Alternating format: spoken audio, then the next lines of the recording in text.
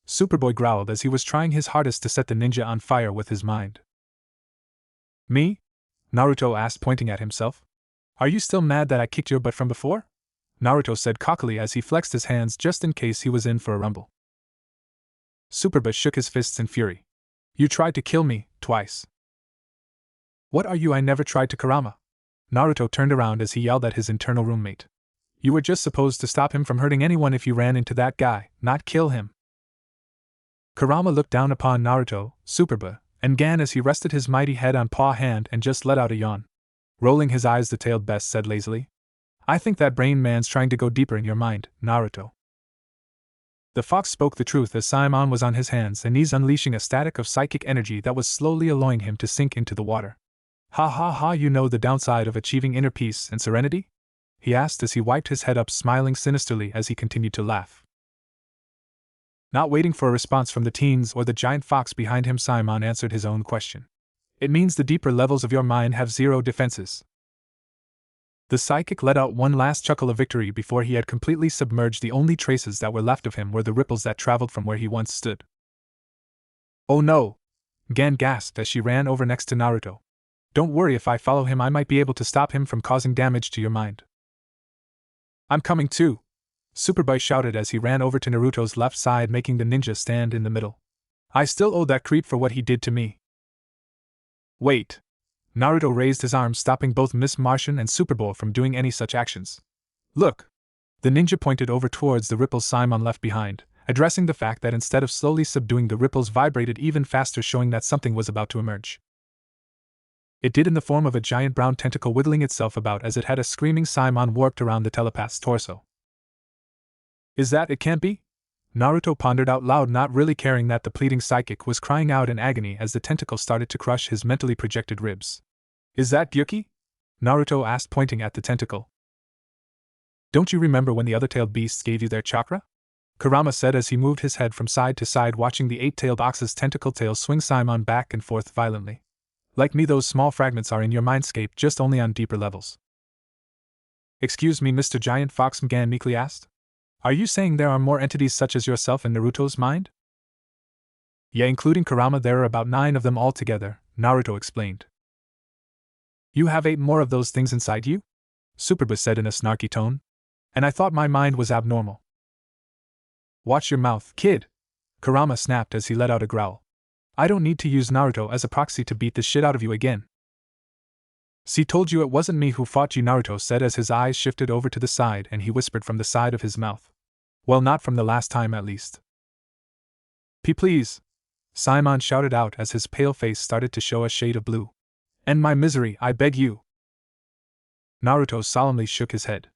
I'm sorry, but I can't do that. I know you're in a lot of pain right now, but killing you is going. I don't want you to kill me, you dolt! Simon shouted as he continued to worm his way free. I want to escape from this labyrinth of melancholy you call a mind. Please let me go. Oh well then, just leave, Naruto said, throwing up his hands. You're the one who entered my mind in the first place, smart guy.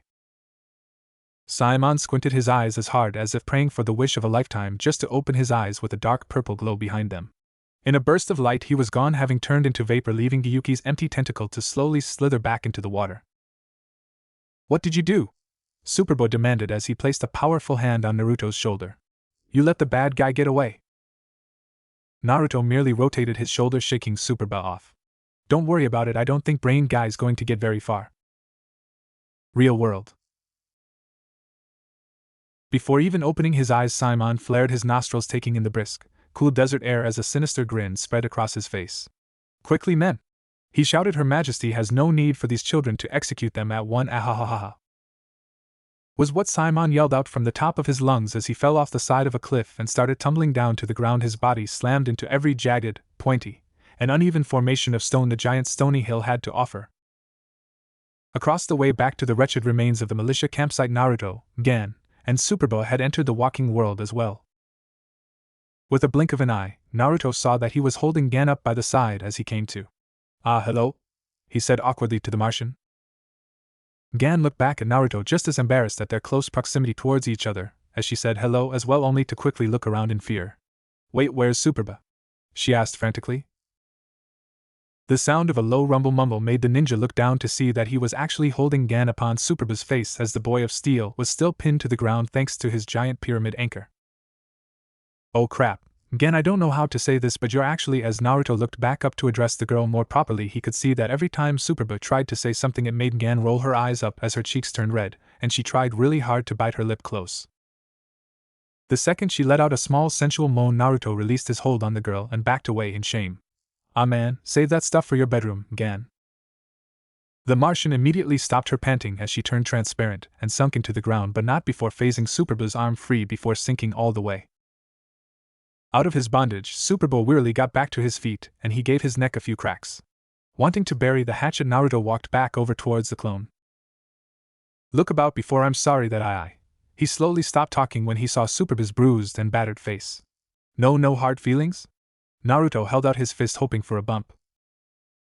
Superba just stared blackly at Naruto, which scared the ninja more than the taller boy's angry face as he couldn't stop looking at Superba's semi-swollen eye.